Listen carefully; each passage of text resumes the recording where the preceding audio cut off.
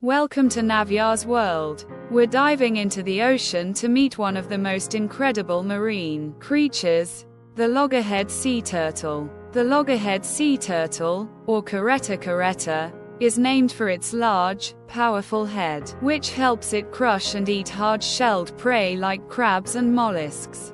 These turtles can weigh up to 400 pounds and measure around 3 feet in length. Loggerheads can be found in temperate and subtropical regions across the world, including the Atlantic, Pacific, and Indian Oceans. They're highly migratory and travel thousands of miles between feeding and nesting grounds.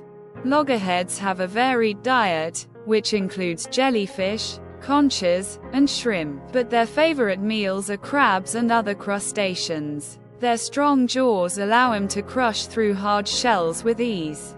They're mostly solitary creatures, but you'll sometimes find them in groups during nesting season. Unfortunately, loggerheads are classified as vulnerable due to threats like habitat loss, plastic pollution, and accidental capture in fishing gear. But with conservation efforts worldwide, there's hope for these ancient creatures.